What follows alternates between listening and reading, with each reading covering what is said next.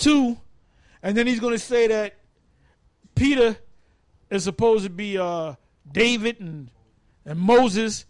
But how can this guy be Peter when he said Peter, who was in front of Moses, Elijah? He said, how can Moses be in front of Peter? That's what he's going to say.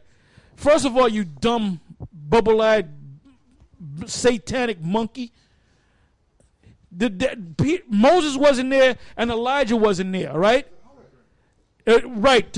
So you can well, the nigga don't understand that word. Niggas don't understand the word hologram. It was a likeness of the technology that this devil got. He got it from the Most High, man. That blue beam, the Most High deal with blue beam, man. Hologram, the Most High deal with the hologram. A vision. With a hologram, hologram. Oh, it was a vision. It was just a vision, right. Yeah. He can make, the Lord can make other beings stand before himself. Now, the spiritual reason why Moses and Elijah was on either side, what was the spiritual reason? It doesn't tell you in the scriptures. The spiritual reason was, well, we're going to read it. We're going to read it, all right? Because a lot of people said that Moses is the guy. That's the main guy. Elijah is a guy because even the Lord said he was one of the greatest prophets. But he said, this is the main guy right here.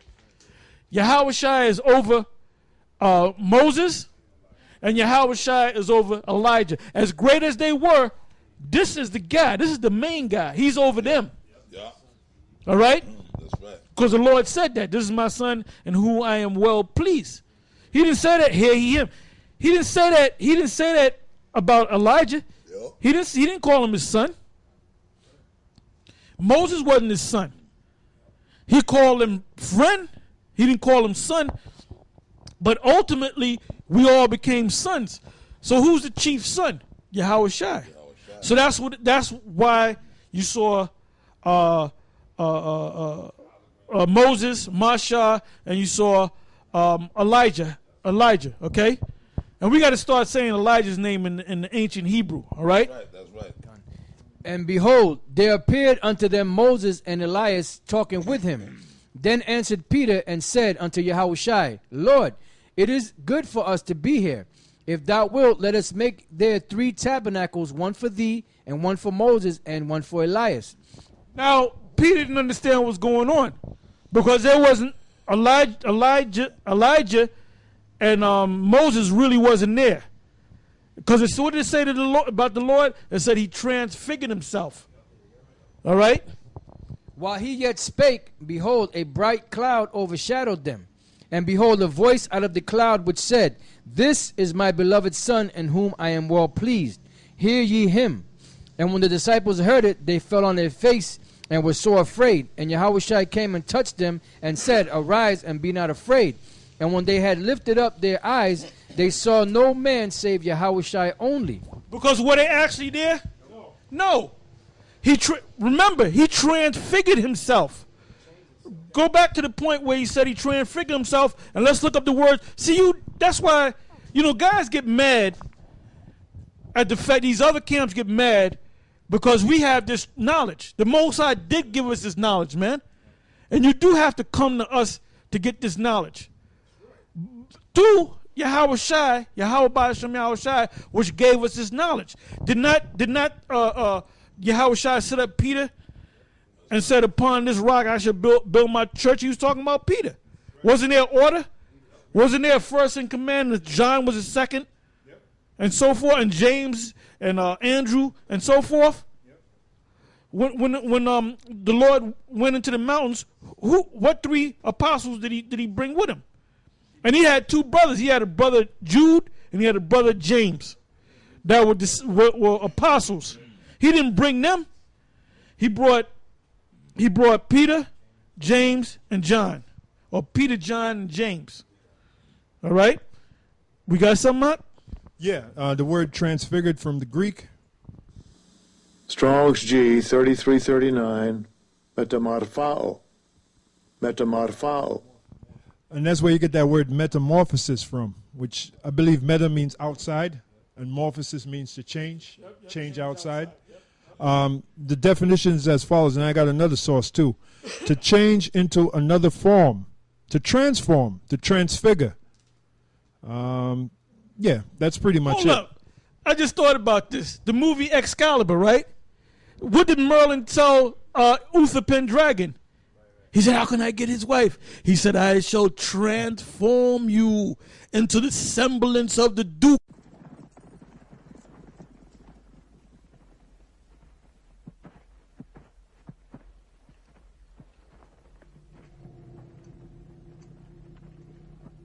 Anal natrach, urfas betad, dochiel dienle. Anal natrach, urfas betad, dochiel dienle. Anal natrach, urfas betad, dochiel dienle.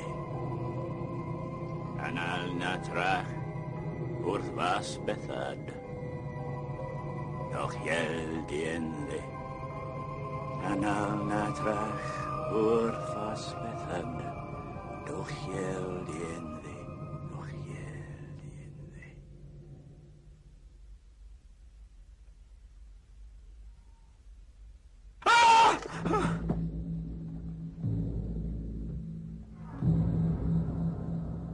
I dreamt of the dragon.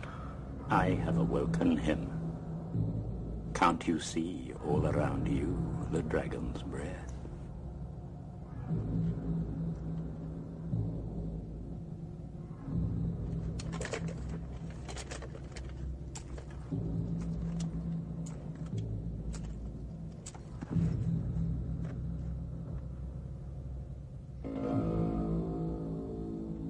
We have drawn him out. The Duke is off to pursue your men.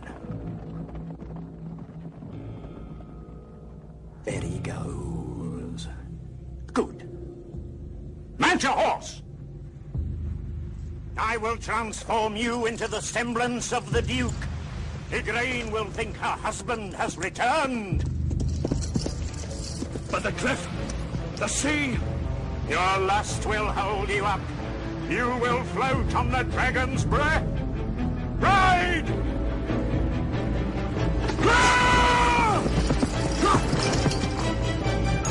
Yep. He said, ride. He said, there's a mountain there. He said, your lust will hold you up. That's right. And so he got nervous, but he ran, and the lust held his ass up, man. That's right. He said, change, transform. Right. And then he transformed into the semblance of the Duke. Yep. So if you can't get that, you are a real dummy, man. That's right.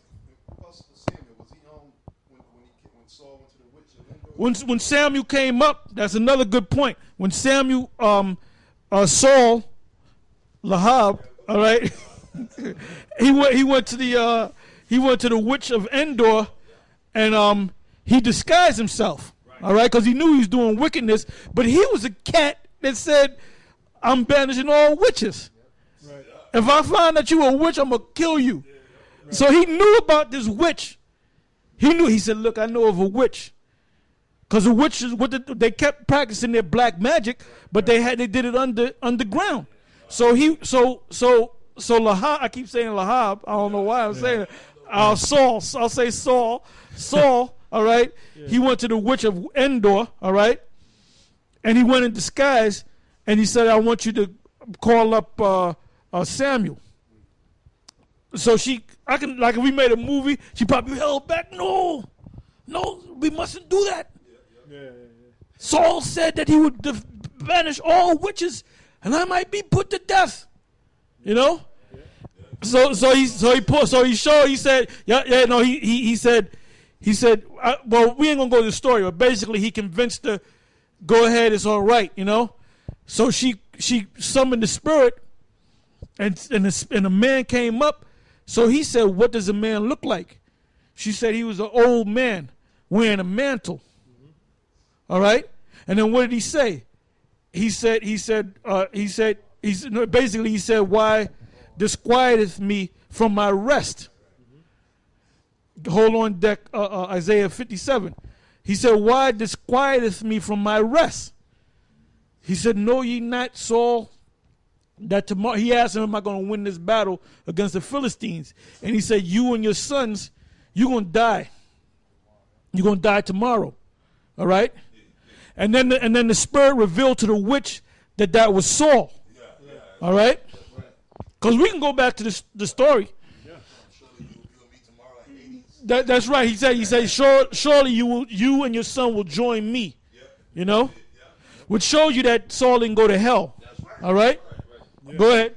Isaiah 57:1. The righteous perisheth, and no man layeth it to heart. And Samuel was one of the righteous. Was Saul one of the righteous? Yes, he was, because he's an Israelite. Ultimately, he's the righteous. He was doing wickedness, but he's ultimately righteous. That's why he went to the same place that Samuel said. Didn't Samuel actually say that? You will join me. You and your son will join me. Somebody find it real quick just to verify it, man. Because I don't want to be found a liar, like certain guys we know. All right, go ahead. It says, the righteous perisheth, and no man layeth it to heart. And merciful men are taken away, none considering that the righteous is taken away from the evil to come. He shall enter into peace. They shall rest in their beds, each one walking in his uprightness. That's why he said, why doest thou disquieted me in my rest? He was mad at him. All right? So anyway, let's go back to Matthew. Matthew 17:5.